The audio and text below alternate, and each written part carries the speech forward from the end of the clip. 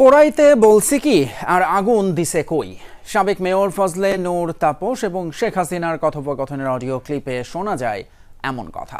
প্রসিকিউশনের দাবি, রাষ্ট্রের গুরুত্বপূর্ণ স্থাপনায় আগুন দেওয়ার নকশা করেছিলেন ফ্যাসিস্ট সরকারের সাবেক প্রধানমন্ত্রী শেখ হাসিনা নিজেই। পরে এর দায় চাপানো হয় সাধারণ ছাত্র জনতার উপর। এদিন শেখ হাসিনার অন্যান্য ফোন রেকর্ডিংয়ে উঠে আসে লিথল উইপন ব্যবহার, হেলিকপ্টার থেকে গুলি, বম্বিং করা সহ নানা বিষয়।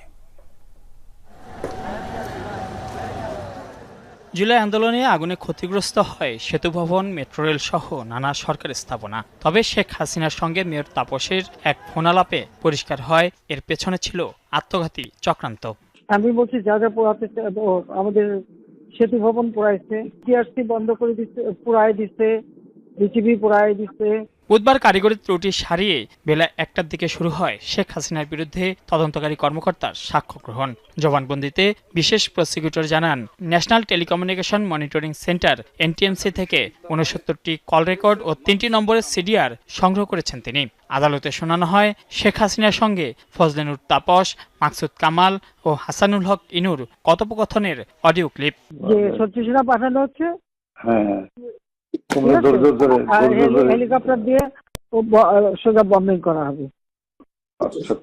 হেলিকপ্টার যাচ্ছে, উপর দিয়ে মারবে। এই ফোনালাপ বিশ্লেষণ করে প্রসিকিউশনের দাবি, জুলাই আন্দোলনে ছাত্র জনতার অবস্থান চিহ্নিত করে মারণাস্ত্র দিয়ে গুলি, বোম্বিং, হেলিকপ্টার থেকে গুলি ও ইন্টারনেট সেবা বন্ধ করতে দেয়া নির্দেশের প্রমাণ মিলেছে। এখন উপর থেকে পাচ্ছি, অলরেডি শুরু হয়েছে কয়েকটা জায়গায়, কমে গেছে। না, আমার নির্দেশনা দেওয়া আছে, তা ওপেন নির্দেশনা দিয়ে দিচ্ছে। এখন লেথাল ওয়েপন ব্যবহার করবে, যেখানে পাবে সেটা গুলি করবে। এবং আরেকটা সিগনিফিকেন্ট কথা বলেছেন, সেটা হলো আমি পোড়াতে বলেছি কি, ওরা পুড়িয়ে দিয়েছে সেতু ভবন।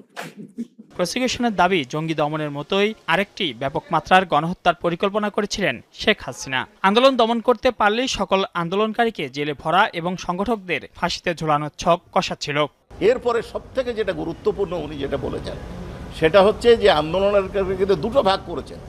এক হচ্ছে নাশকতাকারী, উনি ওনাদের ভাষায় যাদেরকে উনি মেরে ফেলার সিদ্ধান্ত নিয়েছেন জঙ্গি নাটকের নামে, এবং বলে দেওয়া হবে যে জঙ্গিদেরকে মেরে ফেলাতে হয়েছে, ছাত্রদেরকে ঘরে ফিরে যেতে বলা হয়েছে। ঢাকা বিশ্ববিদ্যালয়ের সাবেক ভিসি মাকসুদ কামালের বিরুদ্ধে তদন্ত চলছে বলে জানায় প্রসিকিউশন। রাজাকারদের কি অবস্থা দেখিস, সবগুলো ফাঁসি দিচ্ছে, এবার চলবে না। এবার এই ঝামেলাটা যাক, এরপরে আমিও নিজে ধরে ধরে যারা অস্থিরতা সৃষ্টি করছে, মেইন যারা আছে এদেরকে বহিষ্কার করবে। মাইনুল মারুফ, যমুনা নিউজ, ঢাকা।